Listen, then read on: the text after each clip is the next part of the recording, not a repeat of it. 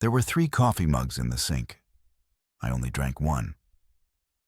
I stood there in the kitchen holding the sponge like it was evidence, staring at the rim of lipstick that shouldn't have been there. It wasn't hers. Hers was coral.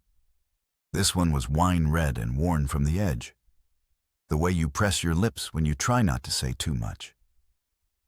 She was gone, supposedly out of town. A girl's getaway. Sun and sand and silence between her texts. I gotten 2 so far today. Both unreadable snapshots of cocktails. No people in them, no captions, just silence pretending to be fun. The lipstick bothered me. Not in the way it should have. I wasn't angry.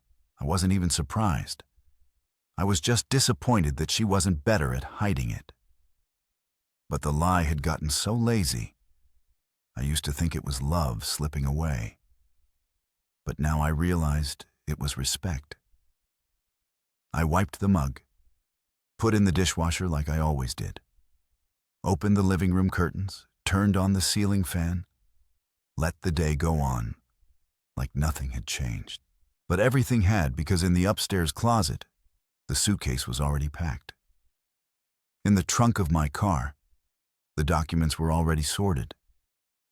And in the quiet corner of my soul, the one she hadn't touched in years, I had already left. She wouldn't know yet. Not tonight. Not tomorrow. But when she rolled her bag through that front door, tan from the sun and tipsy from the lies, she'd feel it. The silence, the missing keys, the way the air didn't move anymore in our home. I didn't even close the door behind me. The first message came in around 10:32 a.m. "Hey, babe, you up?" 3 words. So simple, so fake. I read it once and let the screen fade to black. I was sitting in the corner booth of a diner I hadn't been to in a decade. Back when we used to eat greasy pancakes at midnight and laugh about nothing. I remembered how she once said this place smelled like burned dreams and bacon. And now somehow it felt like the only place where I could breathe. The coffee was terrible. The booth squeaked. The server didn't smile. And still it felt more like home than our house had in years. I kept my phone screen face down. The plan was already in motion. I had signed a temporary lease on the studio apartment across town under my middle name. Paid in cash, no paper trail, nothing fancy, just 4 walls, a bed, a kitchenette, and no shared history with anyone. The kind of place that felt invisible. And right now, invisible was exactly what I needed. Another message came in at noon. "Everything okay? Haven't heard from you." I imagine her on the patio somewhere squinting at the sun, showing her fake smile to someone who didn't know it was fake. I wondered if she'd checked the house cameras yet. The ones I had quietly unplugged before I walked out. I left no note, no goodbye, no accusation. But I took something that mattered. The frame photo from our hallway, the one from the trip to Crescent Bay where we actually looked like we liked each other. I kept it not because I missed that version of us. I kept it because I wanted her to feel the absence of it. Like a phantom limb she didn't know she still needed. That evening, she called twice. I let it ring. She followed up with a text. "Are you home? I'm getting weird vibes. Call me when you see this." That made me pause. Weird vibes. She wasn't worried about me. She was worried about the illusion. I knew her well enough to translate her tone. What she meant was, "Why haven't you kept playing your part? Why is the background noise suddenly gone? Why aren't you where I left you?" I finished my dinner in silence. Just a cold turkey sandwich and some pretzels. Nothing dramatic, nothing emotional. But deep inside, I felt a quiet spark. Not a victory, not a revenge, of escape. Because this wasn't about punishing her. It wasn't about making her suffer. It was about finally stepping out of the role I didn't remember auditioning for. The loyal husband, the passive audience, the man who pretended not to hear the walls cracking. I had played him for too long. Tomorrow she'd come home, the garage would be empty, the door unlocked, the bedroom stripped of me, her closet untouched, as if I had been a temporary ghost in my own life. She'd scroll through her messages in disbelief, check my location, ask our neighbors, maybe even call my mother. But she wouldn't find me because I had finally figured it out. The only way to be heard in a house full of silence is to leave it echoing with your absence. And that sound, it's louder than any word she's ever spoken. She came home on a Thursday. It was late afternoon, the kind of sky where the sun hasn't decided whether it wants to shine or sulk. I was already gone, of course, far from the neighborhood, far from the little cul-de-sac we pretended was our version of paradise. But I still knew exactly when she returned. Not because anyone told me, but because I'd seen 100 times in my mind. She would unlock the door, dragging her luggage behind her like dead weight, already on a call with someone who wasn't me. Her sunglasses still on, her voice too loud, laughing too hard at something that never mattered. She'd kick off her sandals in the hallway. Same place every time, left side tilted just a bit outward. That was her rhythm. Predictable. But this time, her rhythm collapsed because nothing greeted her. Not the smell of coffee from the timer I usually set before her arrival. Not the porch light left on. Not the hum of the fan in the bedroom or the familiar sound of the TV cycling through news channels I never really watched. It was just still. I imagined her pausing there in the doorway, looking around as if someone had robbed the place. But it was worse than that. The house hadn't been violated. It had been abandoned lovingly, precisely, without rage. A perfect vanishing act. The fridge was still stocked. The plants were watered. The trash had been taken out, but the toothbrush was gone. The drawers were missing their quiet clutter. In the space next to the bed, my space felt like it had never been occupied. I left no note, but I didn't leave her nothing. On the kitchen table, I placed the mug with the red lipstick, washed, dried, pristine. And beside it, the framed photo she never knew I took. It was of her outside that same kitchen window, laughing with someone on the phone. Not laughing at something I said, not looking my way. Her head tilted, her fingers twisted in her hair. And that smile, the one she stopped giving me 2 years ago, I left it there, framed, silent and damning. No caption, no context, just a quiet statement. You weren't careful, and I was. I can only imagine the order in which she checked things. The coat closet, my jacket gone, the office drawer, no passport, no documents. The bookshelf, the poetry collection. I told her I never read. Missing. Truth is, I read it all twice. She just never asked. At some point, she must have opened our bedroom closet. Half of it untouched, the other half a perfect void, as if I had never been there.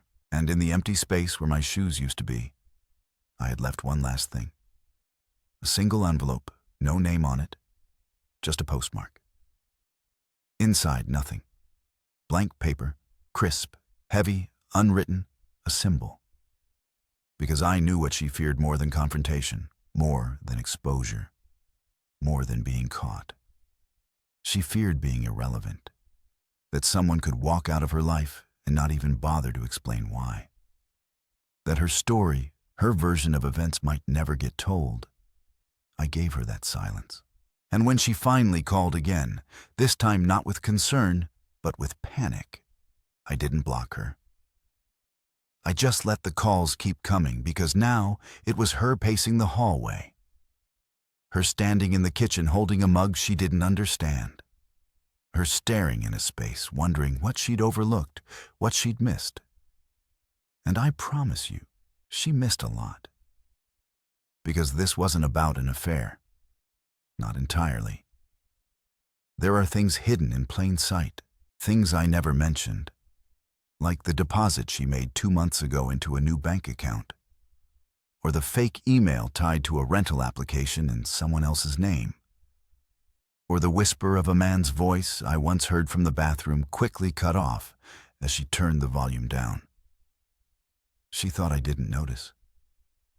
She thought I was numb, and I was until I wasn't. On the second day, she called me 6 times. Not frantically, not yet. Her messages still came in with a forced calm, the kind people use when they don't want to admit they're begging. She began them all the same way. Hey, just try and understand. Understand what exactly? Understand why her version of reality was starting to fracture. Why the shadows in the hallway felt longer than usual. Why the heater didn't kick on the way. I always timed it for cold evenings. By the 3rd day, I knew she wasn't sleeping. She had called my mother, my cousin, even my old coworker, the one I haven't spoken to in 4 years. All of them said the same thing when they messaged me.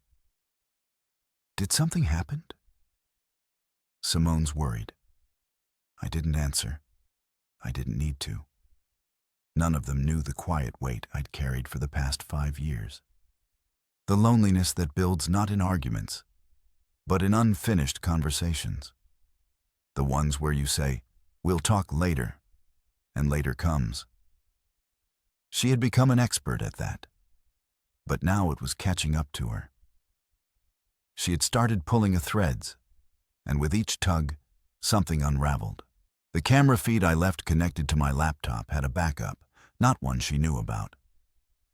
And when I opened on my phone, just once out of morbid curiosity, I saw her doing something that surprised me.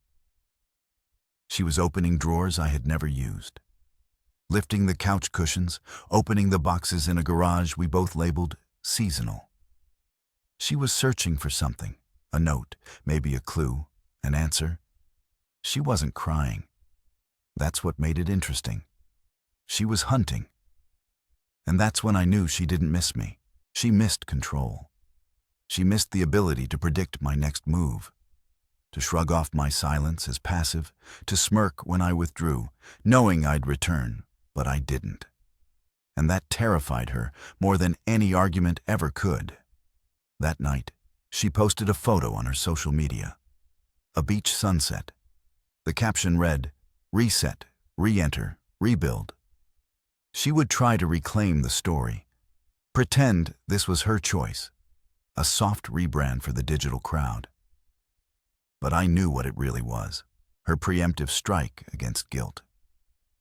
She wanted people to think she was the one walking away, not the one left behind. The next morning, her tone changed. The voicemails were no longer soft. They were clipped, short. One of them just said, "You think this is funny?" Another one later that day, "If this is about what you think you saw, it's not what it looked like." That made me smile.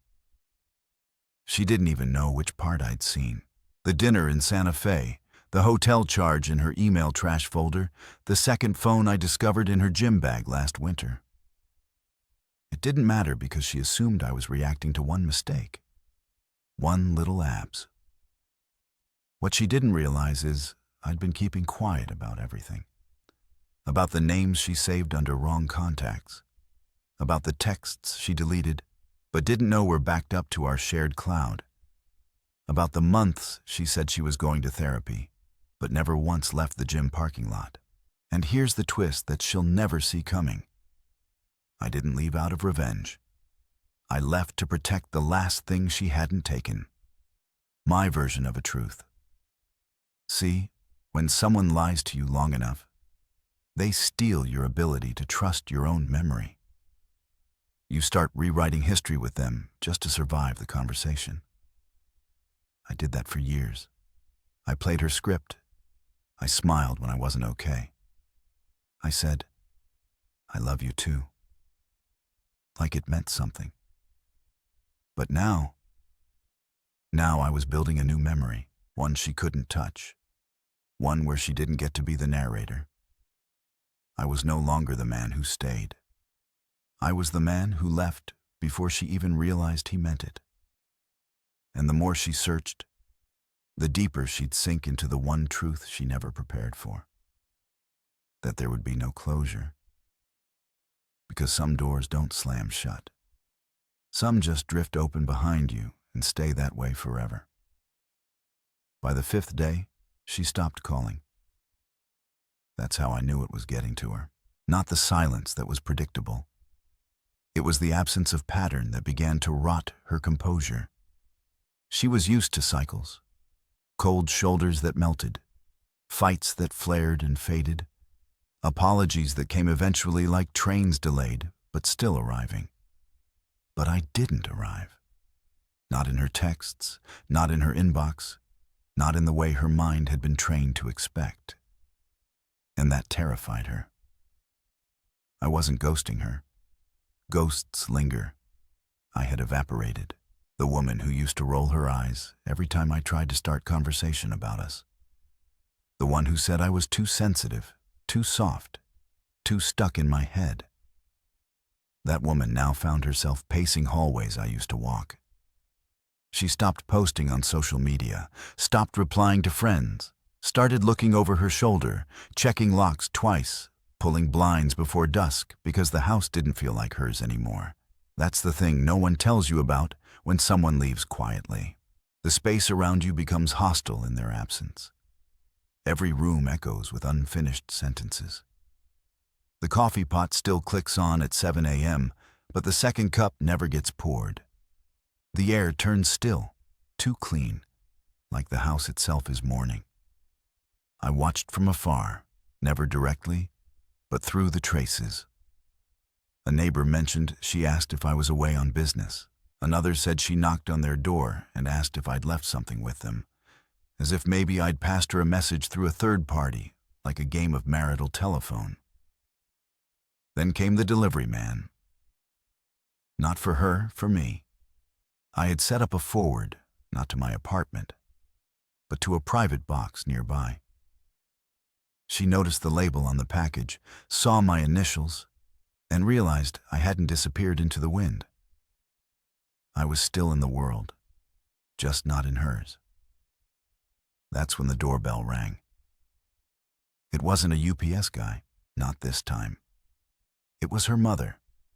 Her mother who never liked me, who used to tell Simone that I was too soft, too accommodating, too forgettable. She was standing on the porch holding something. A photo album. One I hadn't seen in years. The security camera, the one she thought I forgot about, captured the whole moment. Her mother pressing it into Simone's hands like a peace offering. Simone shaking her head, then tears, then shouting, muffled through the glass. But I didn't need audio to understand. Simone was unraveling. But not because I left. Because I left right. No anger, no confrontation, no screaming in the rain. Just a slow withdrawal from the edges of her life, until she stood in the center of it and saw what it really looked like without me smoothing out the corners. It wasn't pretty. And then something happened I hadn't expected. She started talking to herself. The camera caught it. Long monologues in the kitchen, talking into drawers, reading texts she had saved for me aloud, like she was trying to conjure me back. I missed the way you used to sit right there. You always made the house feel warmer. Why didn't you just tell me that last one? That was the one that stayed with me. Because I had told her, not in words, in pauses, in glances. In a way, I sat through her laughter while she texted someone else under the table. In the nights, I rolled away instead of reaching for her. In a gentle way, I stopped asking if she was okay, because I already knew the answer. And she ignored all of it. Until now. Now that the bed was too cold. Now that the TV played to no one. now that every click of the door made her wonder if it was me coming back. But I wouldn't be. Because the moment she zipped up that suitcase and left for her girl's getaway, she didn't realize she had walked out of more than just a house. She had walked out of my story. And I wasn't letting her write the next chapter. It was dusk when a knock came. Not a ring, not a buzz, a knock. Simone opened the front door the way people do when they already suspect the outside world has turned on them. Slowly, reluctantly, with her hands still wrapped around the lock as if it could change its mind. Standing there wasn't a stranger. It was Julian. Julian, the man she always called her work friend, the one who showed up in a few too many photos, the one whose name had never been spoken in a sentence with mine. Not once in the 11 years we shared a last name had she ever mentioned him in my presence. But I knew the voice. I knew the laugh. And I knew the way she angled her body toward him when they thought no one was watching. Only now he wasn't smiling, and neither was she. She didn't invite him in right away. For nearly a minute, they just stood there. Her in the doorway, him on the steps, the weight of their unspoken history hanging like wet clothes between them. Finally, she stepped aside and he walked in. The camera didn't catch everything, just pieces enough to understand something was cracking. She poured them both a drink. Not wine, not champagne like the kind she used to sneak around with. Just water. Her hands trembled. She wasn't hosting. She was bracing. He sat on the edge of the couch like he didn't want to leave an imprint. Like being there was dangerous. And when he finally spoke, the few words I could lip read said everything. He knows. Her face didn't flinch.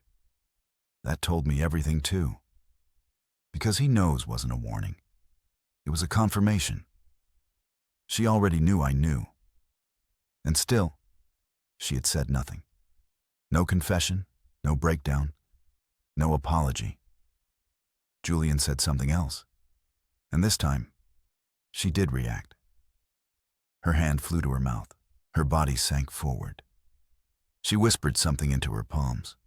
He leaned in. She pushed him back. I watched from the feed, one earbud in, the volume turned low, even though I couldn't hear anything. That was the power of it. The silence. You didn't need volume to feel the shift. The way her shoulders curled inward, the way he rubbed his eyes like he regretted everything at once. And then she did something that shocked even me. She stood up and pointed at the door. And he left. No hug, no final glance, just gone. She didn't follow him. She locked the door, sat down and cried. Not pretty, cinematic crying. Not the kind of tears people post online with poetic captions.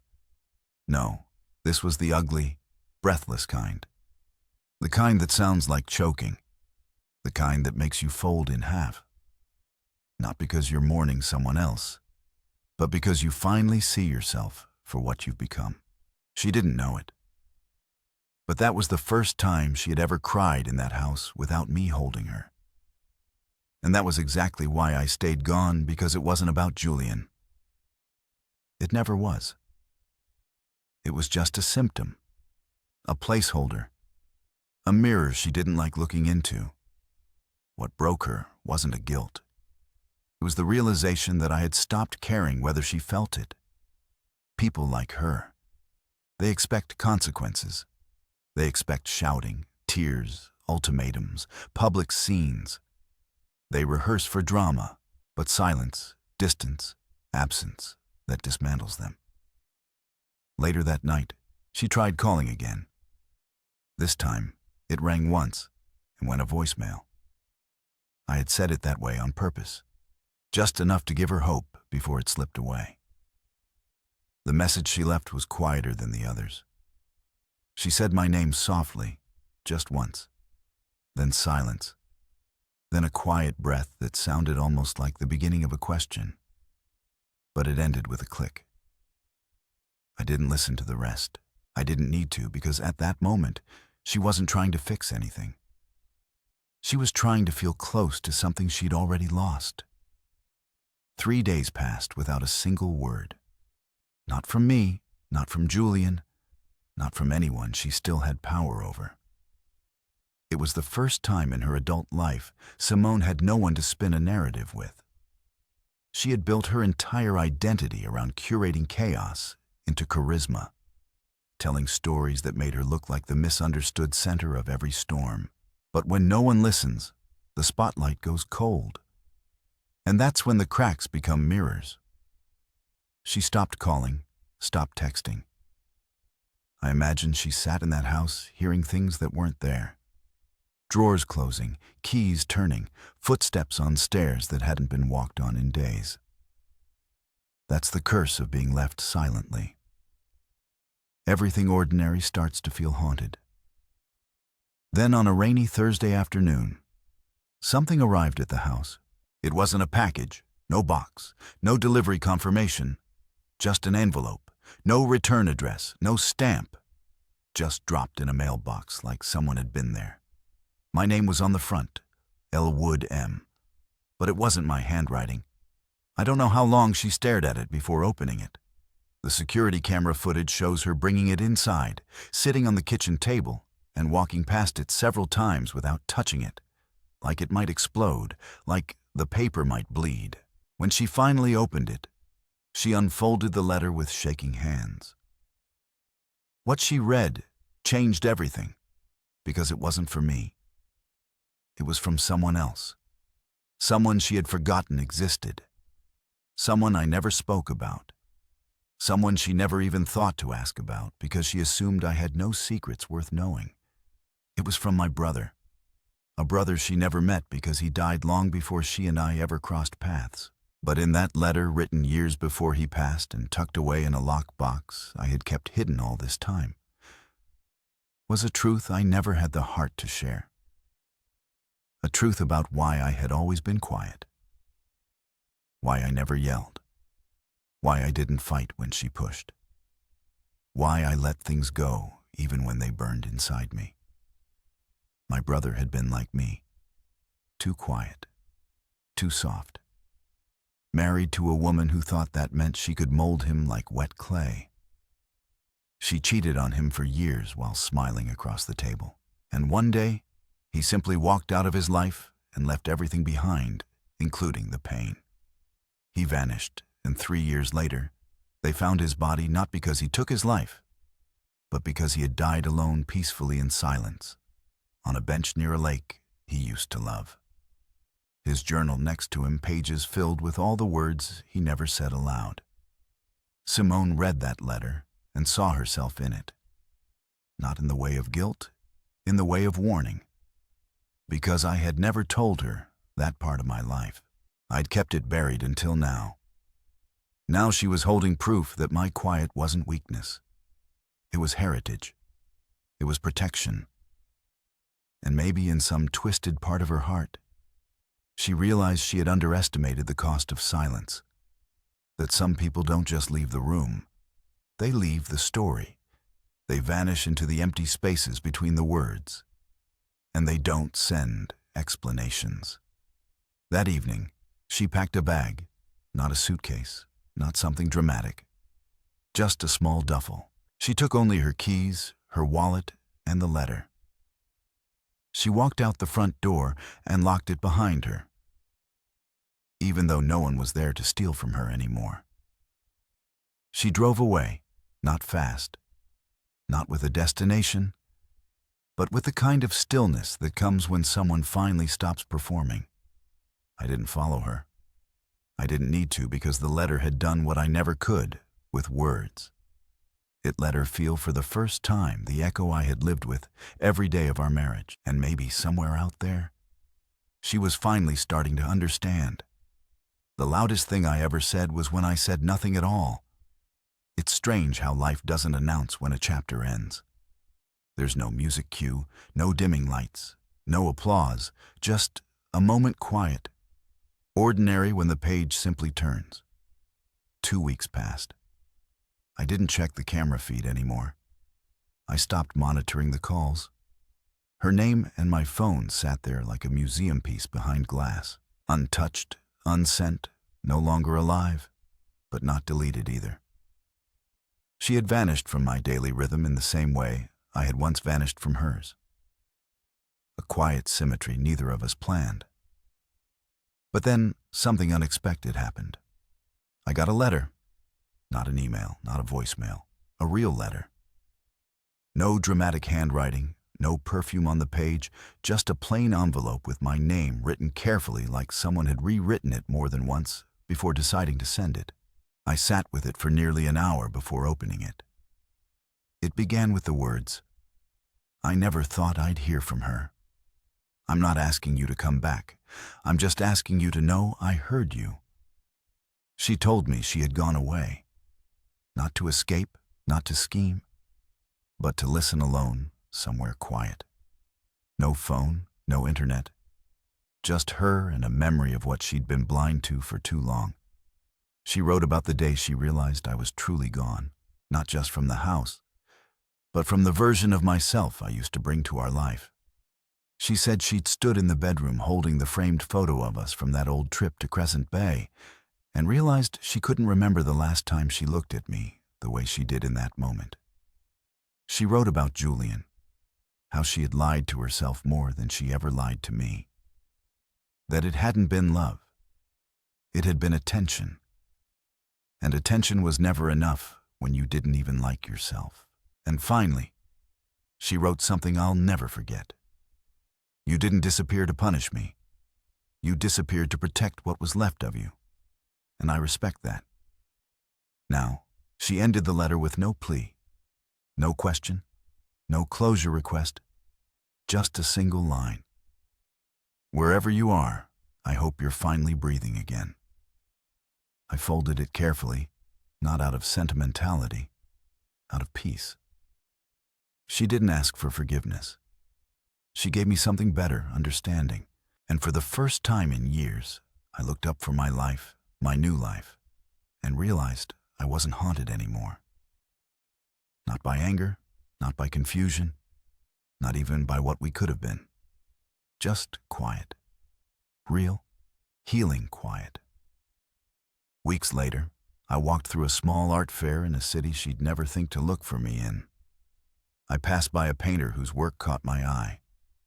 Still moody pieces filled with sky and fog and light just starting to break through. I bought one. The man behind the booth smiled and said, "Hope it brings you calm." And I realized with a soft, strange certainty, it already